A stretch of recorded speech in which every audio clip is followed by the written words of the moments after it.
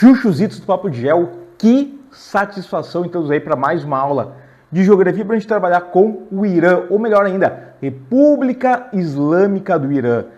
E a aula de geopolítica, né? Basicamente é a aula de geopolítica entender, né, o contexto, o papel do Irã hoje como um player global, sobretudo um player regional ali no Oriente Médio. De boas?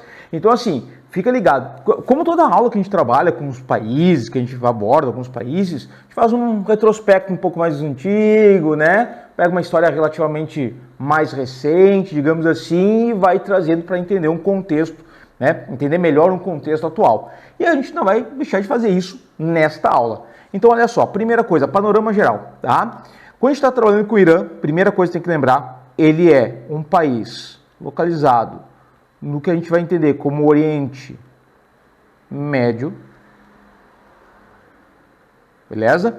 Tá aqui ele. Então, olha só, as fronteiras aqui com Azerbaijão, a região do Cáucaso, né? Azerbaijão, Armênia, que não aparece aqui, já pega outros países do Oriente Médio como Turquia, Iraque, Kuwait. A gente tem aqui na parte, né, digamos assim, mais centro-asiática, o Turcomenistão, o Afeganistão e o Paquistão. Ao norte a gente tem, isso aqui é importante, o Irã banhado pelo mar Cáspio, certinho, que apesar do nome Mar Cáspio é um lago, né, ele não tem contato com o oceano. E ao sul do Irã a gente tem aqui o Oceano Índico, beleza? Mas aqui, ó, a gente tem o famoso Golfo Pérsico. Chuchuzinho, ó, isso aqui é importante. Então a gente tem o Golfo Pérsico, tem uma pequena conexão de água com o Oceano Índico. E aí tu tem mais ou menos essas limitações do Irã. A gente tem um país que apresenta um PIB de 401 bilhões de dólares, é grana pra caramba, uma população de mais ou menos 89, né? A gente pode arredondar aí para cima, 90 milhões de habitantes, certo? Então, localizado no Oriente Médio, lembrando que o Oriente Médio é uma das sub-regiões do continente asiático, faz fronteira com vários países do Oriente Médio e da Ásia Central. Algumas classificações colocam o Afeganistão como um país do Oriente Médio, né? O Grande Oriente Médio.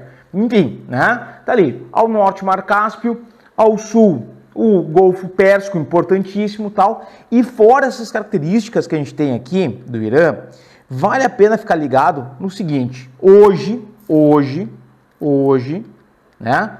A gente tem o Irã ainda como uma teocracia, o poder centralizado na figura dos ayatolás, um povo de origem persa, muita atenção aqui, tá? A gente vai discutir isso daqui a pouquinho, mas o Irã não é de majoritariamente de população árabe, ele é de população persa, majoritariamente.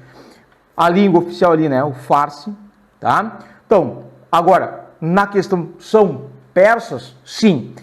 A questão da religião, a maioria, né, dominante muçulmanos, de maioria xiita, guarda isso que é importante, hoje, né, muito pautado no fundamentalismo islâmico, essa ideia de teocracia, e disputa hegemônica no Oriente Médio. Aqui eu rateei, porque Oriente Médio é nome próprio, e o Moscão aqui colocou com letra minúscula. E nome próprio, a regra gramatical já diz, é nome maiúsculo, beleza? Bom, essas características gerais a gente vai aprofundar, a gente vai chegar nelas, né? Algumas coisas a gente vai discutir mais, outras menos, mas isso aqui é fundamental que tu já tenha em mente, beleza? Aí olha só, esse pibão que a gente tem, ele vem da onde? Cara, a questão do petróleo no Irã, ela é importantíssima. Chuchuzeira, qual é que é o grande lance? O Irã, ele possui hoje a quarta maior reserva de petróleo do mundo. Então dá uma olhadinha aqui no gráfico, ó. Venezuela está aqui em primeiro lugar, né? A gente vai ter a Arábia Saudita com as segundas maiores reservas do planeta. Aí vem o Canadá em quarto lugar aqui, ó, meio que quase empatando aqui com o Iraque, a gente tem o Irã, tá? Então, a quarta maior reserva de petróleo do mundo.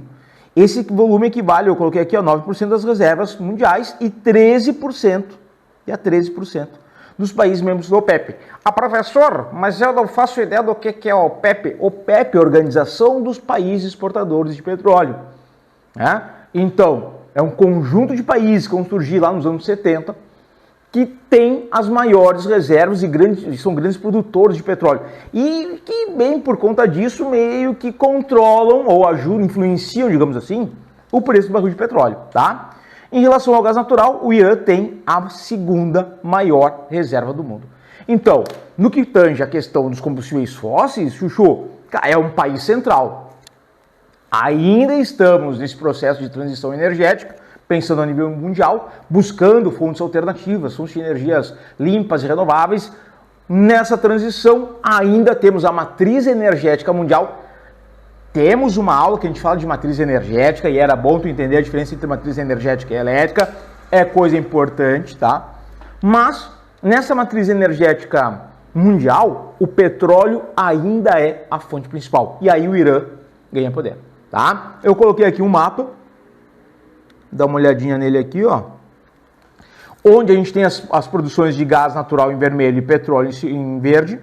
Então repara que a parte sul do Irã é a parte mais rica na produção desses hidrocarbonetos, tanto de gás quanto de petróleo. E aqui tu vai reparar o seguinte, e boa parte desse petróleo, deixa eu até pegar a caneta colorida aqui, ó. Boa parte desse petróleo vai ser exportado via Golfo Pérsico, junto com petróleo que vem do Kuwait, petróleo que vem de parte da Arábia Saudita, do Bahrein, do Catar, passa por aqui, ó, essa região importantíssima que é o Estreito de Hormuz. Lembra que geograficamente estreito é aquele pequeno canal de água que liga duas porções de água maiores. A gente tem o Estreito de Hormuz, o Estreito de Malaca, o Estreito de Bab el-Mandeb, né? O Estreito de Bering, certo? São esses pequenos canais de água que ligam duas porções maiores. Esse canal, ou melhor, esse Estreito de Hormuz, chuchuzeira, importante demais, porque boa parte dos países da OPEP estão no entorno, né, desse Golfo Pérsico, e o petróleo escoado por ali, desses países, em grande parte, passa pelo Estreito de Hormuz. E quem controla o Estreito de Hormuz? Sacou? E, portanto, detém um controle ou uma influência no que tem de petróleo passando, petróleo do Oriente Médio em grande parte, que passa por ali. Cara, importantíssimo, beleza? Vamos lá. Bom, a gente não vou aprofundar aqui a história do Irã e tal, porque, né, não é uma aula de história, é uma aula de geografia, mas é interessante ter alguns pontos. Eu coloquei aqui a ideia da população persa, né? Isso aqui é importantíssimo. Tem muita gente que acha que a Oriente Médio é tudo árabe. Ledo engano. Nem pensa numa bobagem dessa. Não generaliza. Tu tem várias populações de diferenças étnicas muito grandes, tá? No que diz respeito ao Irã, a gente tem ali a população persa. E a Pérsia, boa parte do século XX, vai ser uma monarquia governada pelo Shah. Né? O Shah é o título dado, então, a esse poder supremo, né, que vai ter na Pérsia Antiga. E durante, né, o início do século XX, Chuchu, o Irã ele vai sofrer fortes pressões imperialistas, tanto da Rússia quanto do Reino Unido. Então aqui, ó, 1905, a gente vai ter o Reino Unido e a Rússia coinvadindo o Irã. Então, tu tinha aqui, mas espera aí, os britânicos estão vindo de leste, claro. Lembra que tu tem todo o Império Britânico aqui ao lado, não é? Tu vai ter o Raj britânico, onde tu tinha o que hoje é a Índia, Bangladesh, Paquistão, que aliás, voltei aqui, ó, Paquistão, vou voltar no outro mapa aqui, ó, que faz fronteira com o território iraniano, tu te ligou?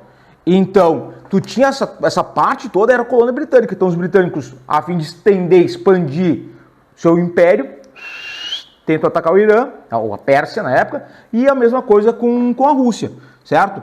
E, claro, nisso tudo, tu já tinha, num contexto, vamos pensar, econômico-industrial, em escala planetária, o mundo vivendo a sua segunda revolução industrial. Beleza? A indústria automobilística marcou a segunda revolução industrial.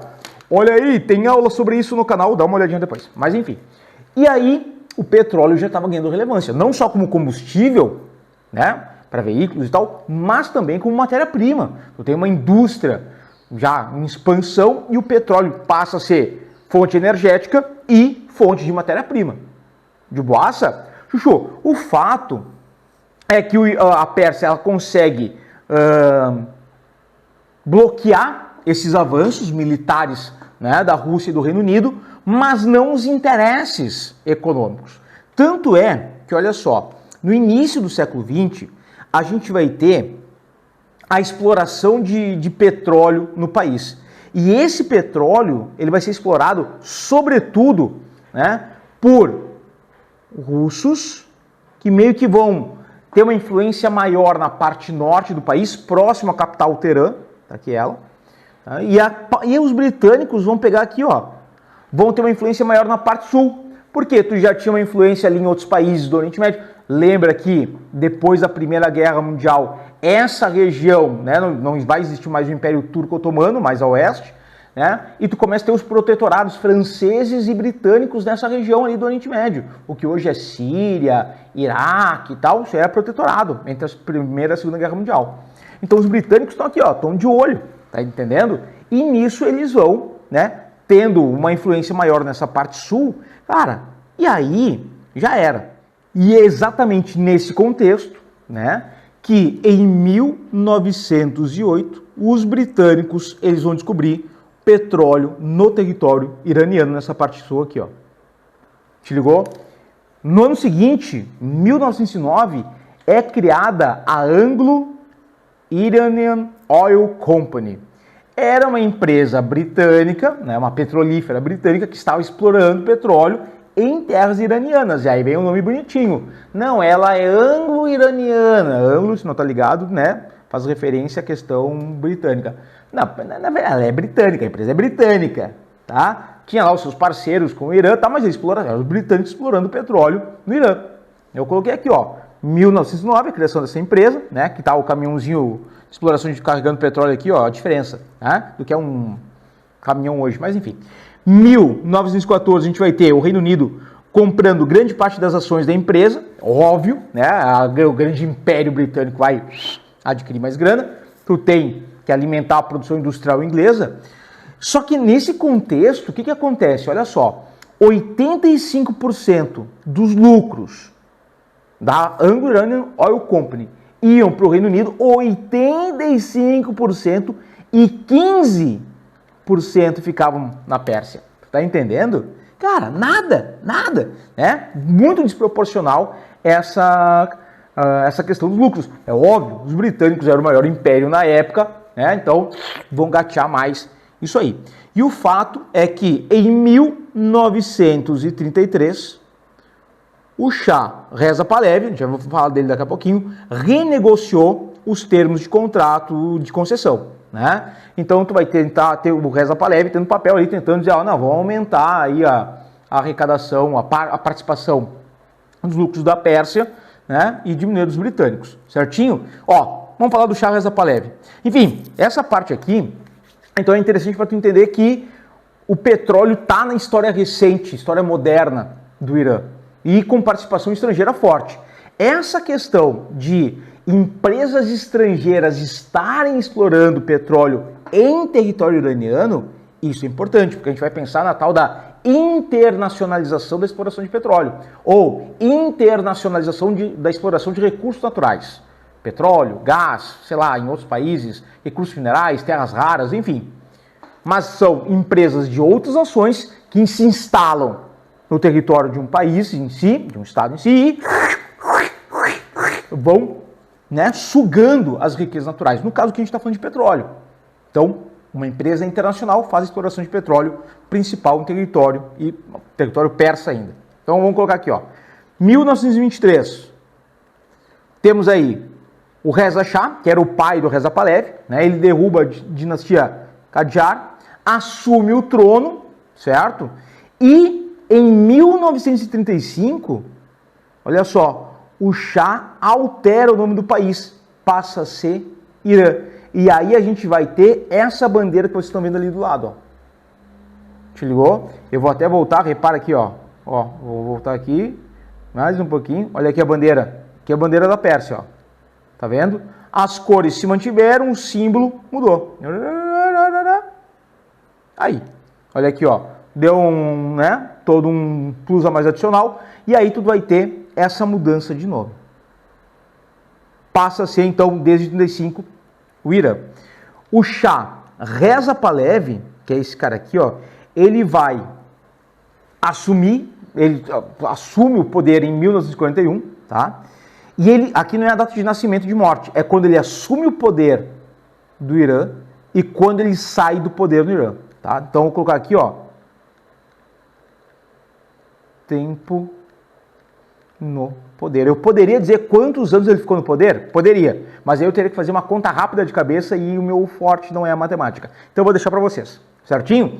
O Reza Pahlavi, então, assume como Shah, tá bom? Tá aí o homenzinho.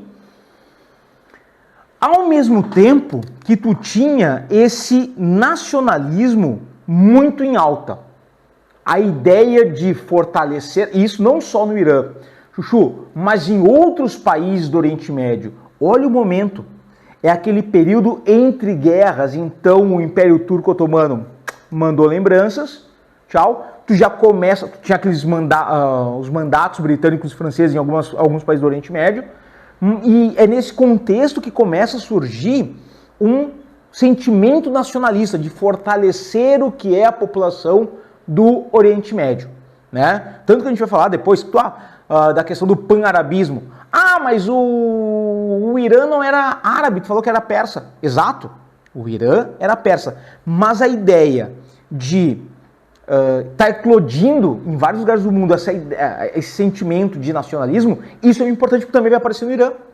Então tu tinha um pan-arabismo ali na Síria, no Egito, começando a surgir, tu tinha o pan-africanismo ganhando força nos países que estavam surgindo pós-independência no continente africano, né? A questão aqui da América Latina e na parte do Irã, isso também aparece. E dentro dessa lógica nacionalista, vai surgir um cara chamado Mohammad Mossadegh. Esse aqui, ele se torna primeiro-ministro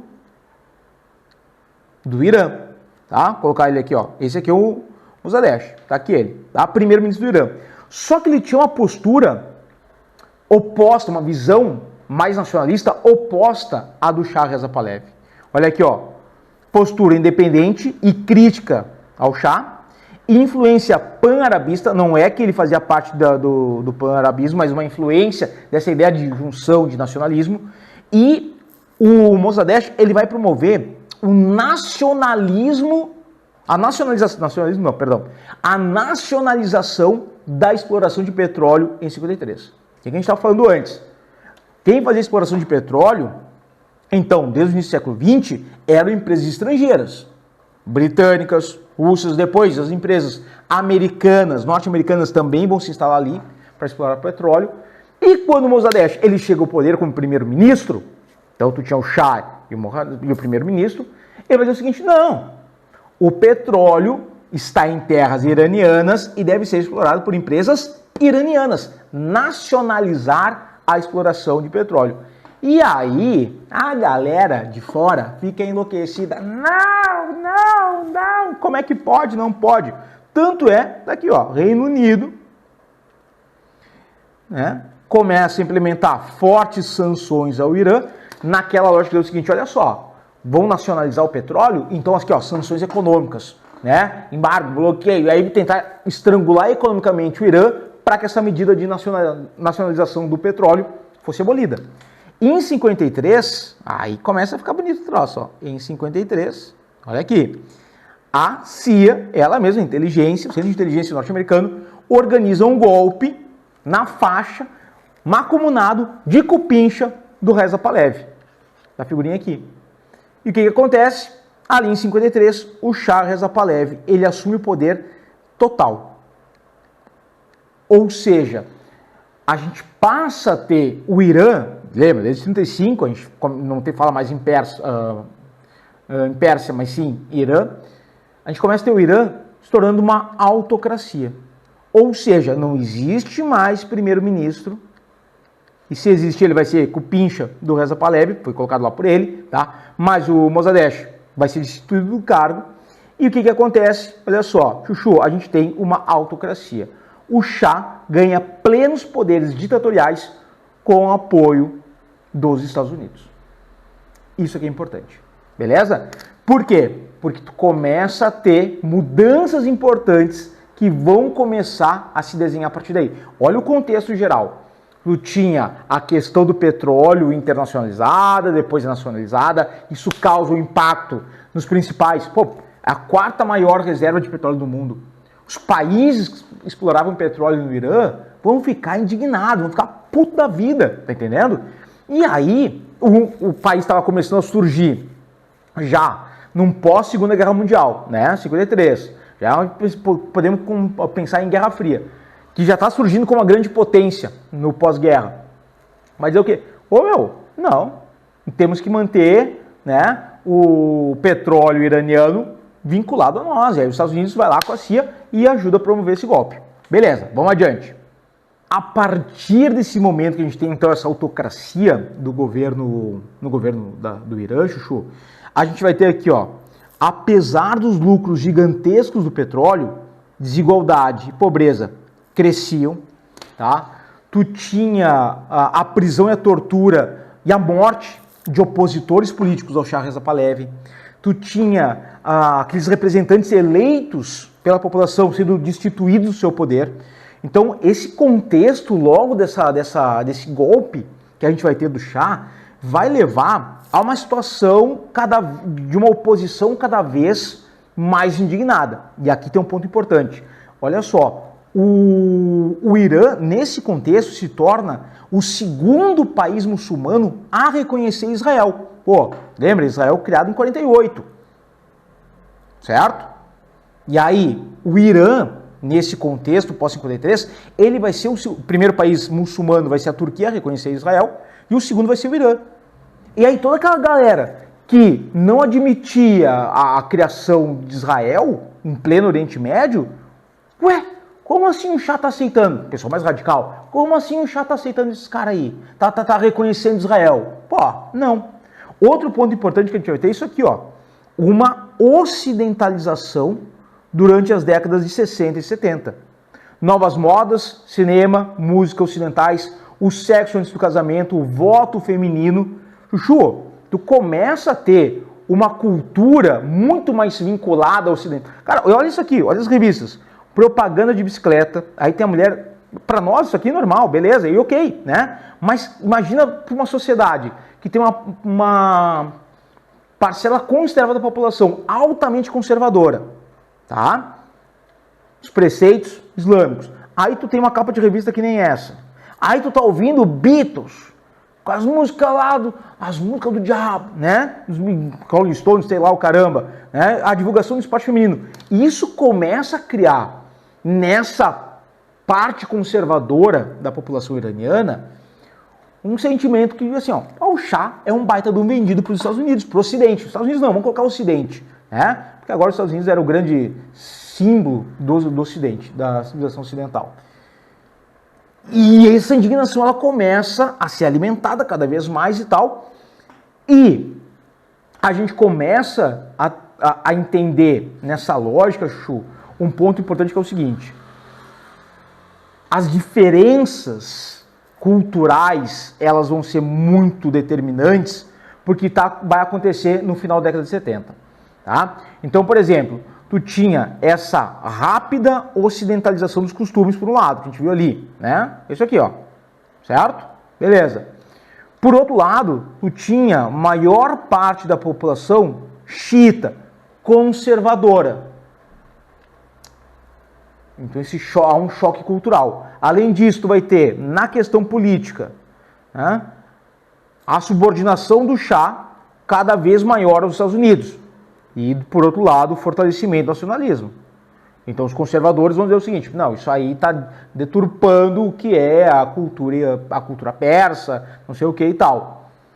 E isso vai ser alimentado, né, vai acabar aparecendo muito em alguns setores da sociedade iraniana. Então a gente começa a ter uma crise econômica nos anos 70, certo? Uma crise econômica nos anos 70, que vai levar a uma série de revoltas. Importante, meio rural, mais religioso, meio urbano, né? Tinha as universidades principais. E nesse meio rural, esses religiosos mais conservadores vão ter uma visão de mudanças políticas para o Irã, associado ao que a gente vai entender como os intelectuais iranianos que estavam nas universidades. Então, tu tinha revoltas nas ruas contra o Shah, por conta de uma crise econômica. Tu tinha uma população, um grupo muito forte, conservador, religioso. Tu tinha intelectuais se vinculando a esses conservadores, e isso vai levar a movimentos políticos de massa. Chuchu, consequência disso, o que a gente tem? É isso aqui, ó. 1979, a gente vai ter a Revolução Islâmica, ou a Revolução Iraniana. 79, a queda do último Shah do Irã, Shah Reza Pahlavi. Isso aqui é uma manifestação nessa data, tá? Em Teherã. Cara, olha a infinidade de gente que tu tá olhando aqui, ó. E se tu reparar com muita atenção, olha pra foto, Chuchu. O que tu tá vendo? Basicamente, homens, né? São pouquíssimas mulheres que tu vai encontrar nessa foto. Uma ou outra perdida por aí. Aqui tem um grupo, ó. Deixa eu pegar outra caneta aqui que vai ficar melhor. Aqui tem um grupo, né? Mas são pouquíssimas, certo? A maioria são homens. E aí, dentro da questão do conservadorismo, e repara a roupa que elas estão aqui, ó. Não é que nem nas capas das revistas. Então, o que a gente vai começar a ter a partir desse momento? O regime do Shah é derrubado pelo movimento estudantil das universidades e pelo clero xiita, beleza? Lá, religioso, conservador. E a gente vai ter, olha só, gradualmente, a ideia dessa teocracia se estruturando no Irã, beleza? O afastamento do Ocidente, óbvio, né? Agora os Estados Unidos não são mais o aliado, agora ele é o grande rival, tanto é que o principal líder iraniano, nesse momento, que vai assumir o poder, né? O Ayatollah Khomeini, ele vai colocar, no primeiro discurso dele, os Estados Unidos como o grande Satã, palavras dele. Largou essa. Os EUA são o grande Satã. E mais, Israel é o pequeno Satã. Segura essa bomba. O que está acontecendo aqui, ó? A república, o Irã se torna uma república teocrática islâmica. Olha essa expressão. Na qual a gente vai ter os poderes supervisionados por um corpo de clérigos. Chuchu, mudança completa. Olha aqui, a partir desse momento, tu começa a ter leis cada vez mais severas, por exemplo, no que diz respeito aos costumes, sobretudo das mulheres, a questão das vestes das mulheres. Tu começa a ter leis mais conservadoras, né? Compara essa imagem aqui, aquela foto que a gente estava vendo nas capas de revista antes, tá entendendo? E o líder supremo é o chefe de Estado, olha só, é o chefe de Estado eleito para o mandato vitalício. Aí a gente está falando no seguinte, o momento que a gente tem o regime dos ayatolás chegando ao poder. E o primeiro grande líder supremo vai ser Ayatollah Khomeini, que é esse cara na foto, na capa da revista Time. Tá? É isso aí. Ele é o primeiro líder supremo. Claro, então tu vai ter o Ayatollah, abaixo dele tu vai ter o presidente do Irã, né? Mas o Ayatollah como o líder máximo, é o líder religioso, é o líder político do país, é isso. E esses Ayatollahs não são eleitos, quando eu coloquei ali eleito, né? Não é eleito pela população, é eleito por esse corpo de clérigos que decide quem vai ser o próximo Ayatollah. O Ayatollah Khomeini, por exemplo, já faleceu, já morreu, e aí teve um outro Ayatollah colocado no lugar dele, a gente vai falar dele daqui a pouquinho, tá certo? Então a gente tem uma mudança brusca para o que está acontecendo no Irã, a partir da Revolução Iraniana, a Revolução Islâmica de 79. E aí, vamos lá. Num contexto regional, o que está acontecendo? O Irã aumenta cada vez mais seu poder de influência na região. Olha aqui, ó, o Estreito de Hormuz, não esquece, tá? Se tornando, então, no Oriente Médio, o principal contraponto ao que é o Ocidente, tem a maior comunidade xiita no mundo, importante lembrar disso. Tu vai ter, num outro contexto, o Iraque, onde uma minoria xiita, maioria da população iraquiana sunita, nesse contexto aqui sunita, o governo no Iraque nesse contexto era sunita, mas a minoria xiita se inspira no que aconteceu no Irã em 79 e começa a promover uma série de revoltas. Segura a informação. Na Síria, o governo xiita, tá, começa a ter uma aproximação com o Irã. Aqui a gente já tinha um governo do Hafez al-Assad. A gente teve uma aula que a gente fala da Síria, né, do que aconteceu, está acontecendo recentemente na Síria. Então tu tem um governo majoritariamente xiita na Síria que vai se aproximar agora do Irã. E isso traz consequências até o dia de hoje. A Arábia Saudita e Israel rivalizam com o Irã e ficam, né, de anteninhas ligadas, os dois grandes rivais. Porque a Arábia Saudita, tu tem a maior parte da população sunita e o governo sunita também, tá? Acho que esse microfone está valendo, ainda está valendo, tá? Bom, Chuchu, esse que é o ponto. No que diz respeito ao Iraque, aqui tem um ponto importante. Por quê? No Iraque, essas revoltas vão começar a levar a uma situação muito tensa em território iraquiano, país vizinho. Então, olha só, tem uma fronteira entre Iraque e Irã, certinho? E é nesse contexto que a gente vai ter o início, 1980, o início da guerra Irã-Iraque. Lá no Iraque, vai ser colocado no poder um cara, um general, vai ser alçado ao poder com apoio dos Estados Unidos para rivalizar com o Irã. Esse cara, você já deve ter ouvido falar, Saddam Hussein. Tá aqui ele, ó.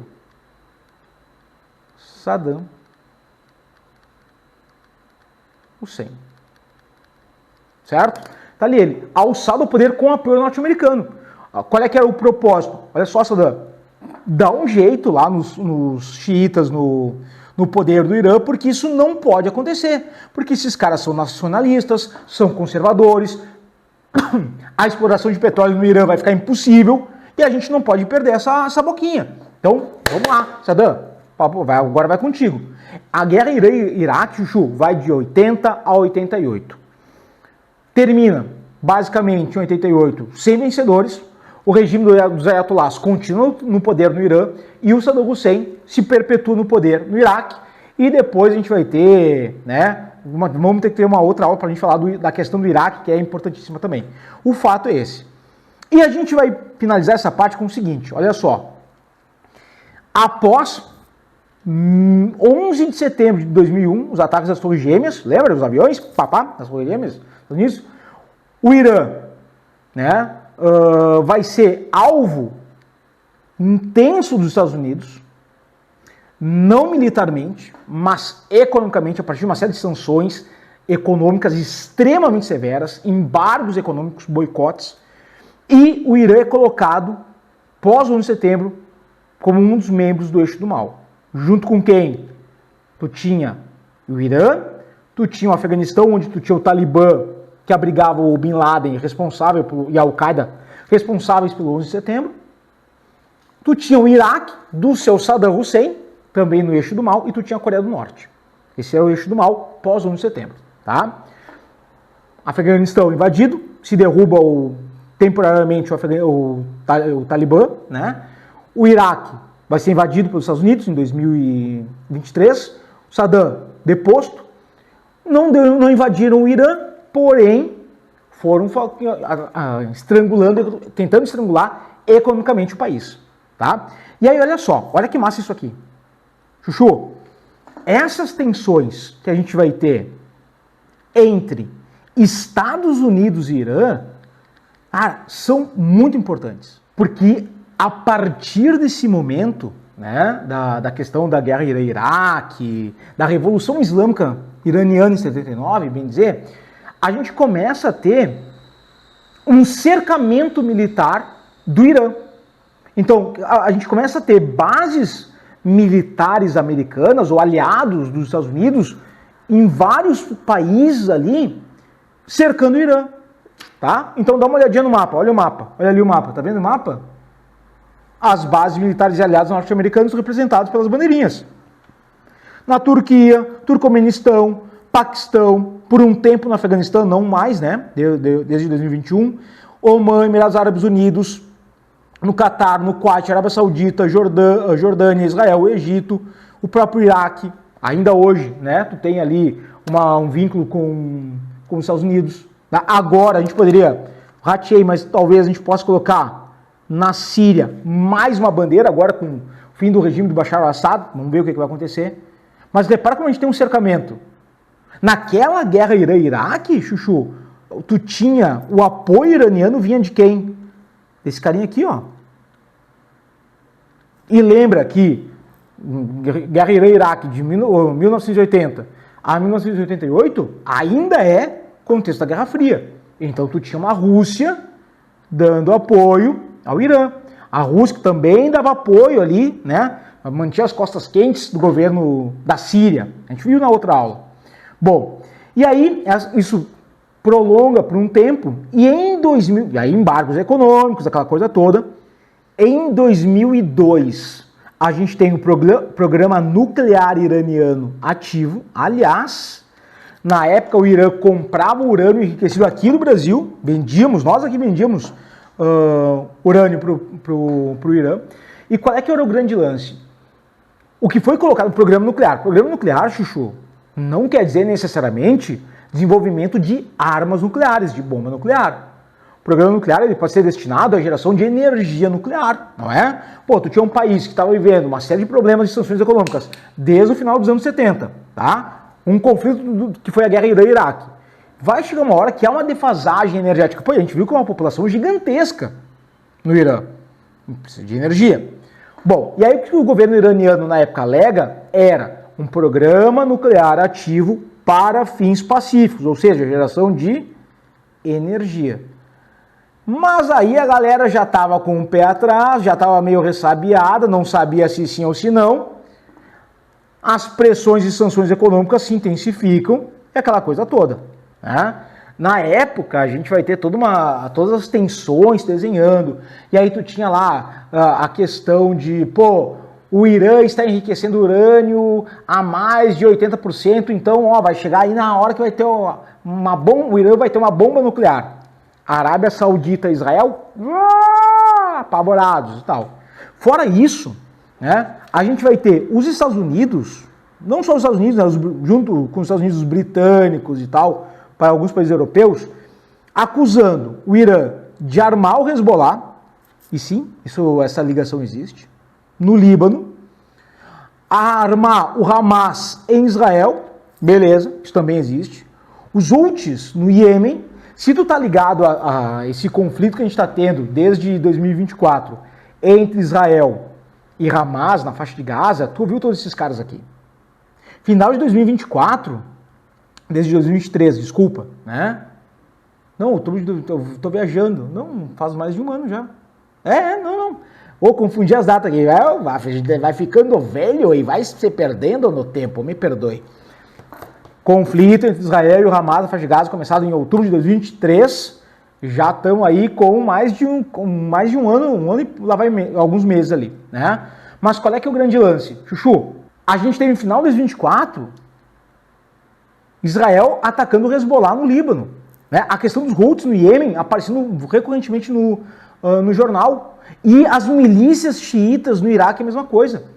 Então tu tem uma situação em que, tudo bem, essas acusações elas são embasadas, né? Tu tinha o Irã como por isso que a gente falou lá no início, um player geopolítico regional, ele apoiando vários outros caras ao redor, né? Na ideia, alguns xiitas, outros não, Hamas não é xiita, por exemplo, né? Mas estava lá tentando ganhar espaço numa região que é o Oriente Médio disputada por potências regionais. Além do que, o apoio ao Bashar al-Assad na Síria, que não adiantou nada, porque agora já era o Bashar al-Assad na Síria. E aí tem um ponto. Chuchu, vai dar uma edição aqui, que eu vou ter que pegar uma água para mim. Chuchuzinho, olha só, Rio Grande do Sul batendo recorde de temperatura, um calor insuportável, eu esqueci de pegar água para me hidratar. Duas coisas que tem que fazer nesse momento do vídeo. Primeiro, pega um copo d'água, te hidrata. Água é vida. Segunda coisa, dá o teu like. Coloca ali embaixo, que não colocou ainda. Chegou até aqui, faz a tua obrigação, coloca o teu like. Tá, vamos lá. Os Estados Unidos ainda acusavam o Irã de desenvolver um projeto nuclear para fins bélicos, né? Aquele papo que a gente estava falando antes, a ideia de que os Estados Unidos, que o Irã não estava enriquecendo urânio só para geração de energia, era para construir bomba nuclear e tal. Enfim, nada foi comprovado. E claro, o governo iraniano na época, ele nem negava que estava desenvolvendo armas nucleares, mas nem confirmava. Então ele deixava meio que nas entrelinhas, deixa o pessoal com medo. E aí os Estados Unidos apavorados, né? Então não dizia nem que sim nem que não. Entretanto, o Irã, ele é signatário do TNP, que é o Tratado de Não Proliferação Nuclear, assinado por vários países, inclusive o Brasil, lá na década de 70. Né? Nem todos os países do mundo são signatários do TNP. Então, por exemplo, Israel não é signatário. Se acredita muito, né, que Israel já tem armas nucleares. E Índia e Paquistão não são signatários do TNP, mas têm armas nucleares. Enfim, né, então tem esse contexto aí, tá? Bom, vamos lá. Vou usar essa imagem aqui, mas eu quero falar um pouquinho antes do que está escrito. Que é o seguinte, esse carite aqui, ó, na meiuca, e repara que ele está sentado mais alto que os outros dois, esse cara é o Ayatollah Ali Khamenei. Ele assume como líder supremo do Irã em 2005. Tá? O que acontece? Nesse momento, a gente teve a morte então do Ayatollah Khomeini, e aí a gente vai ter o Ayatollah Khamenei chegando ao poder, se tornando o líder supremo. E durante esse período aqui que a gente está falando, 2006, 2007, dessas tretas que a gente estava discutindo aqui, ó, né? O presidente do Irã é esse cara, aqui, Mohammad Ahmadinejad, tá? De uma ala mais radical, dentro dos xiitas que comandam o Irã, e esse era o cara que nem confirmava, nem negava a existência de uma bomba nuclear no Irã. O fato é que a gente vai ter em 2011, 2010, né, / 2011, os eventos da Primavera Árabe, que a gente tem aula aqui que a gente já falou também. Opa, eita, peraí que fez besteira. Árabe. Aí, né?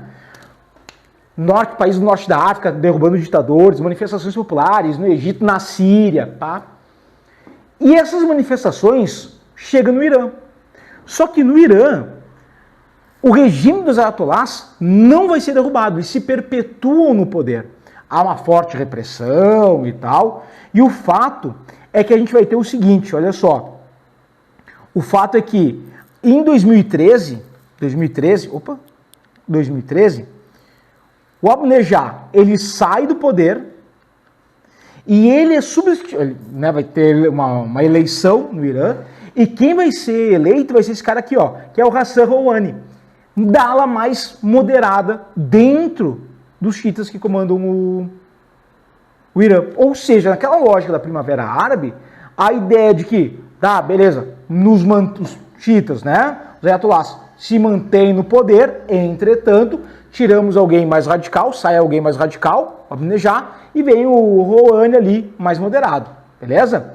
E só que aí que tá o detalhe, chuchuzinho, ó, é nesse contexto que a gente começa a ter, no governo do Rouhani,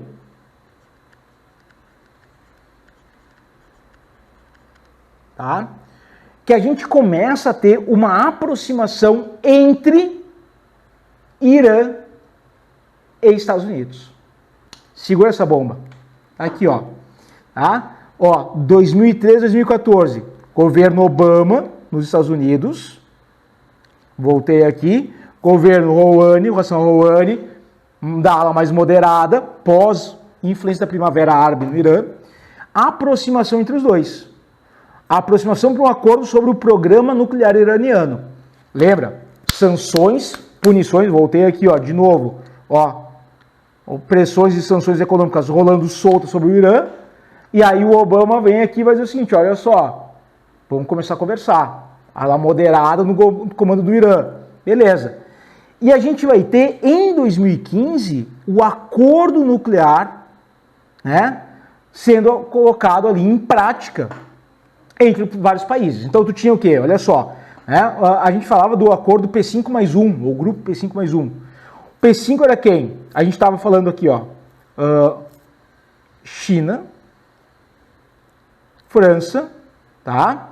A gente vai ter aqui Estados Unidos, Rússia, Reino Unido. Tu tá pensando os 5 membros do Conselho de Segurança da ONU, estão eles ali, tá? E aí tu tinha mais um, e aí tu tinha o Irã, óbvio, tá aqui ele, o Irã, óbvio, e tu tinha aqui a bandeira, tu tem aqui nessa imagem a bandeira da Alemanha, porque ela estava representando a União Europeia, tá? Então tu tinha um acordo firmado entre os membros do Conselho de Segurança da ONU, o Irã, a União Europeia, que era o mais um ali, tentando se apaziguar. E qual é que era a lógica? Olha só, transparência na questão das visitações das usinas nucleares iranianas. A gente tem a OIA, que é a Organização Internacional de Energia Atômica, que faz supervisões surpresas em áreas de geração de enriquecimento de urânio, usinas nucleares. Então, se permitisse esses caras, o Irã aceitando a fiscalização da OIA, através de uma transparência, desativação de algumas centrais nucleares iranianas, óbvio, em troca, sanções econômicas gradualmente retiradas. Então o Irã ia fechando centrais nucleares e os Estados Unidos ia retirando gradualmente sanções econômicas. Fortalecimento econômico do Irã. Tá? Aproximação se desenhando. Pô, ali, né? Governo estadunidense, iraniano se aproximando, vai rolar, vai dar bom. Não deu. Por quê? Cara, primeiro, oposição. Né? Israel e Arábia Saudita dizendo assim, ó, cara, não vai dar certo, o Irã vai passar perto dos Estados Unidos, vai dar ruim isso aí e tal. E não vai dar certo, principalmente pelo seguinte, porque sai o Obama e a gente vai ter, em 2018, já no governo desse rapazito aqui, Donald Trump, ó, os Estados Unidos saindo do acordo nuclear e novas sanções econômicas sobre o Irã. O Trump se refere ao acordo nuclear iraniano como o pior acordo do mundo. Uma das primeiras medidas que o Trump coloca em prática quando ele assume a presidência norte-americana vai ser o fim do acordo nuclear.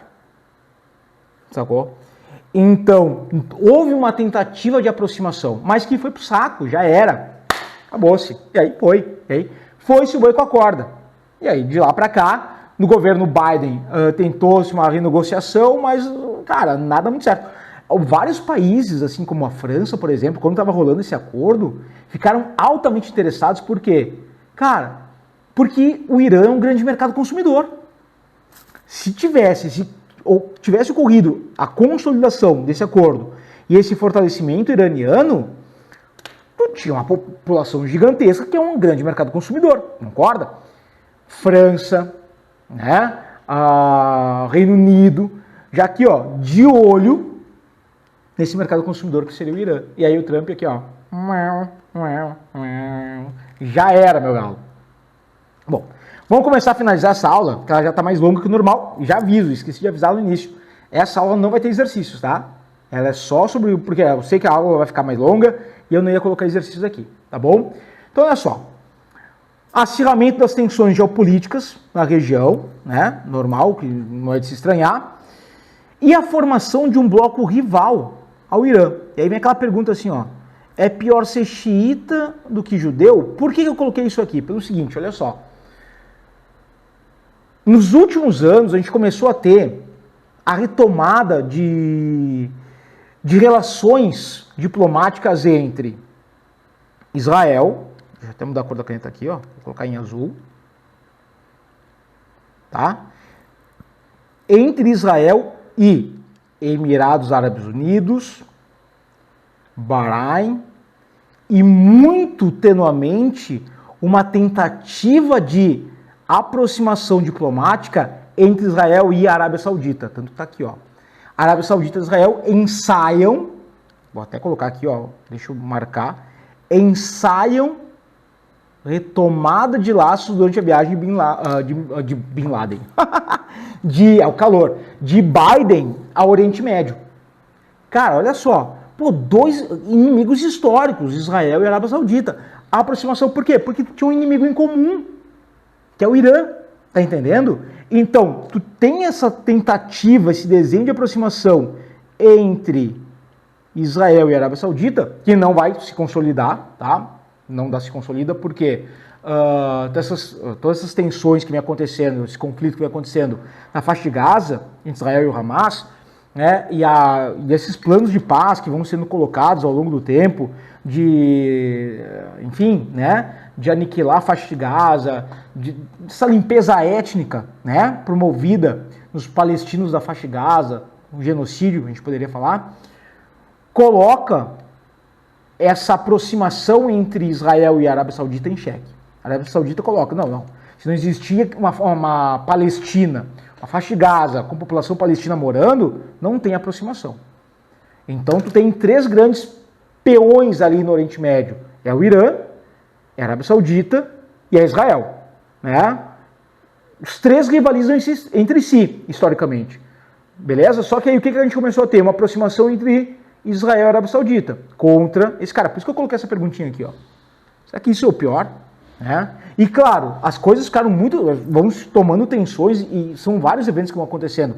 A gente teve em 2020, antes da pandemia ainda, me lembro, a gente teve, por ordem do Trump estava no poder ainda, o governo norte-americano ele consegue promover uma ação onde a gente tem a morte de um general iraniano,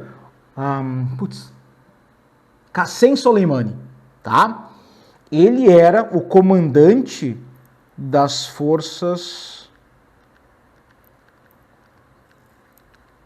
Quds iranianas.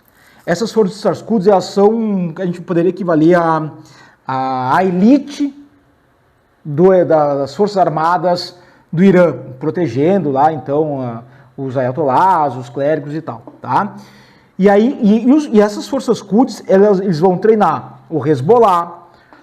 Há indícios que treinam, né, armam, enfim, financiam os Houthis no Iêmen. Então, essas forças Quds ali estão são a linha de frente com esses aliados geopolíticos do Irã no Oriente Médio. E o comandante dessas forças, o Soleimani, vai ser assassinado em 2020. Cara, e isso levou uma eclosão, assim, na época eu me lembro que o pessoal falando assim, vai dar a Terceira Guerra Mundial. Toda vez que acontece alguma coisa, o pessoal fala, no Oriente Médio, a Terceira Guerra Mundial vai começar. Calma, estamos longe dela ainda. Tudo bem, não tão longe. Certo? Mas as tensões se avolumaram consideravelmente a partir daqui, 2020, vou colocar aqui, ó, 2020, as tensões entre EUA e Irã ganharam força, e é nesse contexto que a gente começou a ter essa aproximação entre Israel e a Arábia Saudita. Entre Israel e os outros países aqui e a Arábia Saudita. Mas daí veio a pandemia e tudo bem, né? Bom, o fato é que, Chuchu, a pandemia, ela não foi bem tratada pelo governo iraniano, isso levou a uma série de manifestações, enfim, deu muita treta. Em 2022, um ponto importantíssimo, que a gente vai ter vai ser o seguinte, olha só, manifestações, né, já estavam se avolumando por conta da pandemia e tal, pela morte da Gina Mahsa Amini, que é essa menina aqui, tá? De acordo com a lei iraniana, que se baseia nas interpretações da Sharia pelo país, as mulheres são obrigadas a cobrir cabelos com o hijab, tá? O véu islâmico, e usar roupas largas para disfarçar seu corpo. E aí no Irã tu tem a chamada polícia da moralidade, que são os caras que vão supervisionar, sobretudo, né, se a população tá ouvindo música, que tipo de música está ouvindo, está consumindo bebida alcoólica, que não pode, se as mulheres estão usando o hijab de forma correta. E aí, a Amini aqui, a Gina Amini, ela vai ser presa por essa polícia da moralidade, levada a uma delegacia, e ela não sai viva dessa delegacia. Cara, e isso levou há uma série de manifestações. Talvez vocês lembrem, várias mulheres iranianas aparecendo em praça pública sem o hijab, cortando o cabelo, né? Então, tipo, para mostrar que não podia... E isso foi enfraquecendo cada vez, ajuda, são um dos elementos que vão mostrar esse enfraquecimento gradual que o regime dos ayatollahs está tendo. Ele vai se perpetuar por um bom tempo no poder ainda, né? Mas sofrendo esses enfraquecimentos constantes. Tem uma questão também que a origem dela, tá? Da Gina, ela é curda. Então tem um outro ponto, né? A população curda também vai ser perseguida pela população iraniana. Lembra que os curdos são aquela população sem território, que vivem ali entre Turquia, Iraque, norte da Síria, noroeste do Irã, é de origem curda. Então tem essas outras questões sectárias também que vão aparecer ali. Bueno, para a gente finalizar, 2024, tá? 2024. As tretas acontecendo, diretaço. Conflito entre Hamas e Israel rolando solto na faixa de Gaza, tá? E a gente começa a ter, em 2024, ataques e retaliações entre Israel e Irã. Aí eu coloquei esse mapa aqui, não vou pontuar exatamente, mas o que acontece? A gente teve Israel atacando a embaixada iraniana na Síria, e isso gerou, já teve várias coisas acontecendo, enfim, mas começou a ter esse ataque, né, da embaixada iraniana na Síria, e aí, pela primeira vez, Chuchu, o Irã lançou mísseis contra Israel. Esses mísseis foram, na maior parte, foram abatidos e tal, pelo Domo de Ferro, não, força de controle, e aí teve Israel contra-atacando, mandando mísseis para o Irã. Não resultou num conflito, por quê? Porque, Chuchu, foi mais uma demonstração de, olha só, eu tenho poder de fogo, eu tenho poder de defesa, eu tenho poder de fogo, eu tenho poder de defesa. Né? Não foi adiante, porque, enfim, a ideia era, basicamente, mostrar poder. Não ao nível de começar um conflito. Porque, pô, Israel já estava todo centrado ali na questão de Gaza, né? Então, abrir mais uma frente de conflito com o Irã, que tem um poder militar muito maior do que, por exemplo, o Hezbollah no Líbano, que o Hamas na faixa de Gaza, apesar dos dois serem apoiados pelo Irã, mas o Irã é uma potência militar, né? Então, assim, não, ó, tu me atacou, eu te ataquei, aqui a gente é tudo muito, muito fortão, muito macho. Deu agora, parou, né? Mas as tensões continuam, isso é inegável. As tensões entre Israel e Irã, elas vão se desenhando. Então para o Irã, esse afastamento agora, né, no momento que eu estou gravando esse vídeo, entre a Arábia Saudita e Israel, altamente positivo. Em vez de ter aproximação de dois inimigos, estão separados, legal, né? Só que teve o Hezbollah enfraquecido. O Bashar al-Assad saiu, né? Foi destituído do poder na Síria. O Hezbollah foi enfraquecido no Líbano. Então o Irã hoje está bastante isolado. Fora isso, 2024 ainda teve a morte do presidente Ebrahim Raisi, né, que já tinha mudado de presidente. Ebrahim Raisi morreu no acidente de helicóptero e foi eleito em 2024 o atual, nesse momento que eu estou falando, o atual presidente iraniano, abaixo do Ayatollah Khamenei, é o reformista Massoud Pezeshkian. Eu acho que deve ter falado errado, certo, né? Que é eleito novo presidente do Irã. E aí, a ideia, como ele é reformista, talvez trazer, né, algumas mudanças de leve no regime para o futuro. Tá certo? Chuchu, então tem que ficar de olho no Irã, faz parte, é uma parte importante da geopolítica mundial, mas sobretudo quando quer entender o Oriente Médio. Beleza? Espero que tu tenha curtido a aula. Vou deixar aqui algumas dicas, tá? Para quem quer saber mais e tal, e além, que é o seguinte, olha só. Tem um filme estadunidense, que é Argo, tá? Que quando tem a Revolução Islâmica em 79, os caras invadem a embaixada norte-americana em Teherã e fazem vários reféns ali, né? O pessoal que trabalhava na embaixada norte-americana vai ser feita de refém e tal. Então é legal. A introdução do filme é mais legal que o filme em si. Monta um pouco da história ali, do que aconteceu antes da Revolução Islâmica, legal. 118 Dias, tá? É um baita filme também, de um jornalista que ele vai fazer uma reportagem no Irã, e aí ele é preso, é acusado de terrorismo e tal. Cara, os dois filmes são bem legais. O 118 Dias eu acho melhor. Pra quem gosta de ler mais do que ver filme, Persépolis. Cara, é uma HQ, tá? Da Marjane Satrapi. Tem filme também, uma animação, tá? Tu pode escolher o HQ ou o filmezinho, né? Mas mostra a visão dela ao longo das últimas décadas no Irã. Então, desde que ela nasce, é menina tal, e ela vai pegando a guerra Irã-Iraque, vai pegando a Revolução Islâmica, vai pegando a ocidentalização dos anos 70, a guerra Irã-Iraque, vai pegando a Revolução... Eu falei tudo fora de ordem cronológica, né? Mas enfim, tu entendeu? Essa lógica toda aí. E uma reportagem que eu vou deixar linkada aqui embaixo, que é a rede de influência do Irã. Vale a pena dar uma lida, uma reportagem que vai mostrar assim, os vínculos entre o Irã e o Hezbollah, Síria, os Houthis no Iêmen, é bem interessante. Tá? Tem até o link ali, depois eu vou colocar nos comentários aqui embaixo. Beleza? Na descrição, comentários não, na descrição do vídeo. Tá? Chuchuzitos. Chegou a dar um calorzinho. Tá? Um grande beijo no coração de cada um de vocês. Espero que tenham gostado dessa aula e nos vemos aí numa próxima. Até lá.